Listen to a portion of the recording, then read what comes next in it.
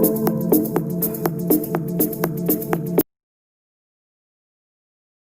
everyone, welcome back again to my channel. If you're seeing this face for the first time, thank you so much for stopping by. My name is Uche. I'm a mommy YouTuber and I base in Spain. I film about faith, marriage, motherhood and lifestyle. I will encourage you to subscribe so that you always get a notification each time I upload a new video. And to my returning subscribers, thank you so much for not leaving, for always sticking with me. Thank you so much for your time. Thank you. I'm so thankful. Today, from the thumbnail, you know what I want to talk about. Each time I say I'm going to share this testimony, but each time I want to talk about it, I get really emotional. But I will try my best not to today. Okay, this is one of the so many speechless things outstanding, marvelous things God has done for me. And sometimes people will be arguing about some things about God. Maybe if God does not exist, some of the things about God, maybe when it comes to giving to God. And when I sit down and watch them, I smile. And I said to myself, if only they know. I think because maybe they've not had that practical experience of what God can do. I think because this one God has done for me is enough for anybody, to believe and to, say that there is God. There is God. Sometimes things might not work out the way we want it. But one thing I'm very sure of, that there is God. And He's not taking on our words. So let me not waste your time. Let me just go right into the testimony. So years ago, when I had my son, one of my sons, my son, even though when I had him, he was a bit small, unlike his siblings. He was the smallest in weight. So prior to the time he was born, like the medical health system in Europe, when you're working, you pay tax. And from that your tax, most of your hospital expenses, like the bills, medication, some of the medications will be taken care of from the tax you pay from your work. So, but a year or two, I think a year before he was born, the government cut out that they won't be taking, that our taxes won't be covering the circumcision. Okay. So what people now do is, after having your child, anytime you want, because it's not everybody here that wants the child to be circumcised, their son to be circumcised. So what people now do is, after having your child, after a month or 2 or 3, you can now look for a very private certified hospital and circumcise your child. Okay. So I had to wait because he was not big, he didn't weigh much. I had to wait for him to get to 4 months before, and I started, asking people questions of a good hospital we can go and circumcise him. We asked until we found someone that just, circumcised the child, and the child was okay, and the person, recommended that hospital for us. The hospital is far from where we live, another city, like 2 or 3 cities, from where we live. So on that fateful day, I will never forget. So we had to go by a train. We now set out. We set out, me, my husband, and my son. We went. So we got there. We saw children. Immediately they go in after some time. Normally now children, they will cry. They will come. Some will come out and they will be going. Soldier go, soldier come. Yeah. So when it got to our turn, we got into the room, and the doctor told us that they're going to give him, which is a normal thing, a pain relief, so that when they'll start the circumcision, he will not feel too much pain.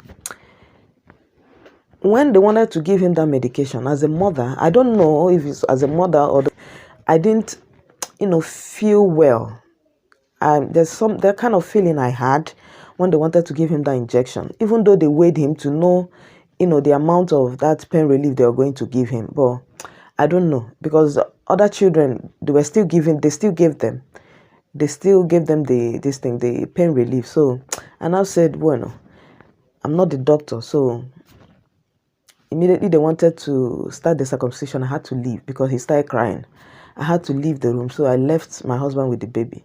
Even while I was hearing him cry. I couldn't hold it. Now, I couldn't hold it. But at the end of the day, they did it and it was successful by the grace of God. And he came out. We rested because I usually breastfeed my children exclusively. So I had to breastfeed him inside. While I was still breastfeeding him, he was still crying. Crying, that's like, really so much on him. And I was like, what's the essence of the pain relief now since he's feeling this much pain? So along the road, he was still crying. So I'll go, by the side somewhere there is a little bit of privacy. I'll breastfeed him and all that until we got to the train station and boarded another train. So some hours to the time we were going, at some point he stopped crying. So I felt yes, he closed his eyes. So I assumed he had started sleeping. But while we were going, something happened that I will never ever forget in my life.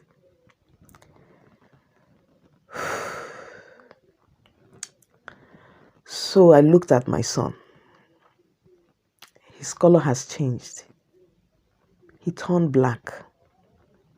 I carried him out. When I carried him out, he had stretched like this. His color black, he stiffed, and he stopped breathing.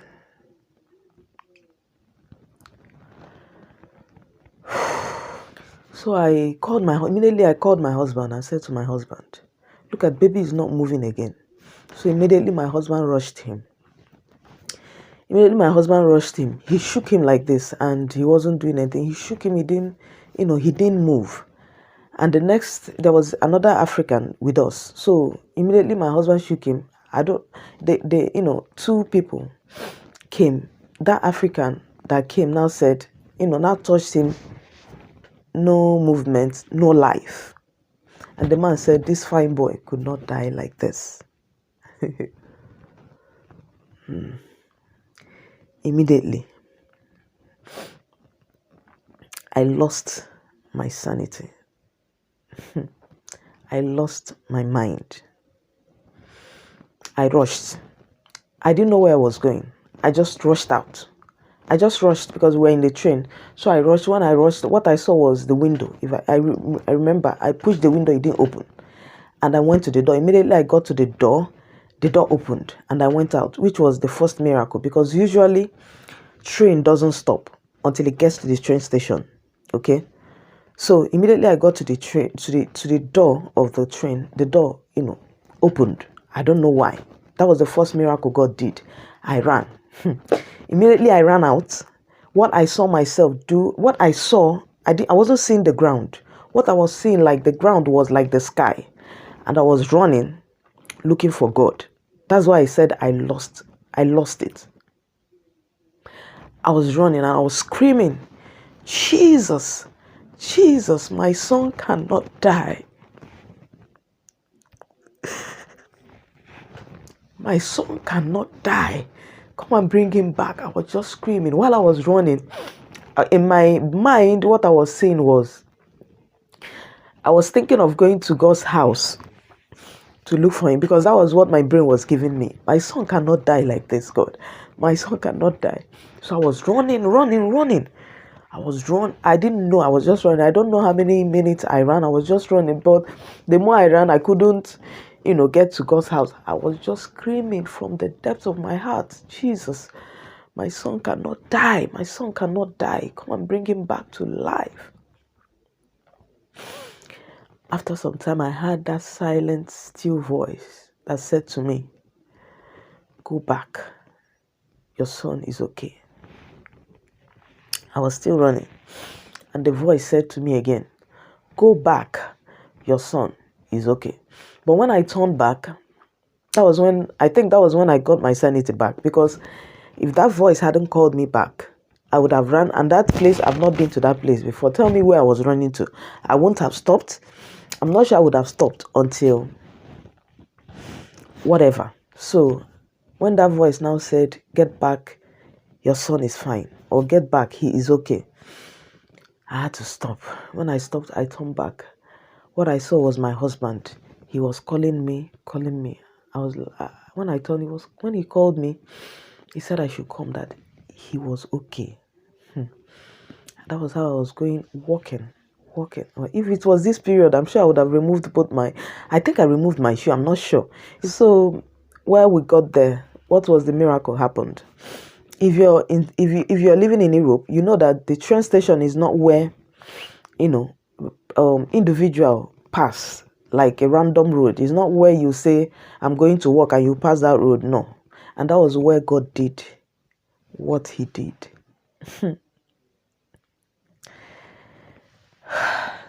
There was this woman. She says she's a medical doctor. My husband told me. I didn't see her. She says she was a medical doctor. She was going to work, or she was on duty. I don't know. She says she was going to work, and she saw people and she stopped. I don't understand how possible that is, because that road I checked, and anytime we pass that road, I keep checking. You hardly see, private cars pass that train rail, as in beside. It's not a place that private cars pass. So she said she was going to work or something. She was on duty, pardon me. So immediately, what did he do to my son? Nothing. He just took my baby, according to my husband, because I was not there. He just took my baby, turned him upside down like this, and was patting his back, according to my husband, rubbing his back and patting his back. A child that was lifeless, a child that stopped breathing for some time. My husband said she would just patted his back. If you're in medical field, I don't know if this thing is something that happened, if there is a remedy like this for kids, I don't know. So she turned his back, rubbed his back. After some time, he came back to life. When I came, because my husband was still holding me before I run away again. So immediately I came, I saw his tukli eyes. He was awake this time. So my husband now told me this was what happened. Before he could explain, ambulance was there, and we took him to the hospital. When we got, they said they were going to observe him for the night. So they now observed him. The only thing they gave him was paracetamol. And they had to check him because they were confused. I was still telling them, is it not possible that it will be that injection? They said no. But what happened that day is not what I can explain. And I think, I don't know. So they had to take us to a bigger hospital where they checked both his brain. That's after some time. They gave us an appointment to go to that larger hospital, because this hospital is also a big hospital. So, but they said, since they didn't see anything wrong, and you tell me it's not good, since they didn't see anything that was wrong with him, so they took us to that hospital. They gave us an appointment to go to that hospital. When we got to that hospital, they checked him all over and said he was okay. His organs were okay. And I've given the testimony, but I said, any means I have, I'm going to share this testimony to strengthen your faith in God. There is God. That is why each time I remember, I hear that somebody lost his life, a youth or a child lost his or her life. Who I always think about is the mother. My husband as a man, he held himself. But women, I don't know if it's me, but I think women in general, there is this connection that we have more with our children. I said I ran mad. So each time I hear, that's why this shooting in Nigeria kept me devastated. My son was 4 months, and look at what happened to me. You can imagine a mother that nursed a child, nurtured a child 20 years, 30 years, even 5 years, 10 years, and in a twinkle of an eye, you shot the child without thinking. I didn't watch any of those videos, just that I heard, and my brain I couldn't get myself. I'm just recovering. And that is what even inspired me. One of the things that inspired me to share this testimony with you. It's not a good thing to lose a child. You don't want to be there, and you will not be there. It's not a good thing. So I'm sharing this testimony today with you to help me thank God, because that would have been the end. But the mercy of God said no. I have my son. If you see this boy now, if he jam you by mistake, you fall down. Because he's so strong. By the grace of God, he's intelligent. He's so kind. Each time I look at him, I can't believe that maybe after 1 year or 2, he can do something I can. Maybe I'll spank him or I'll shout, but God will not preserve his life for me to useless him. So what I'm saying in effect is this. My heart goes to everyone that lost a child in this protest. It is not easy.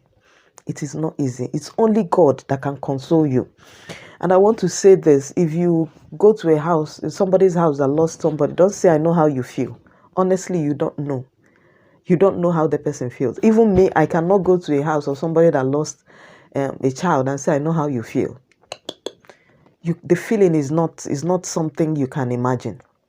I'm telling you, when you ask women, one of the proudest time of their life, one of the best time of their life, they will tell you it is when they had their child. I'm telling you today that the worst thing that can happen to a mother is losing a child. That memory, I can never forget that. And I feel in my spirit that I am indebted. I owe God a lot. I owe him my life, because I don't know how that woman did that. I just feel it was the angel of God, because God heard me. It could have been anything, but God said no. He heard me. If he can hear me in that period, I cried from my heart. I cried from inside my heart. But his grace, he answered me. And today I want to share my testimony.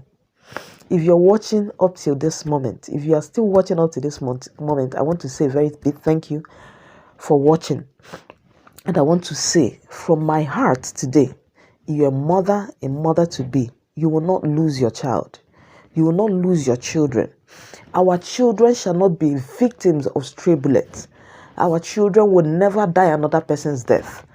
The way we saw our children at birth and carried them, we will never ever carry them lifeless. We will never see the grave of any of our children. And so shall it be. In Jesus' name. Amen.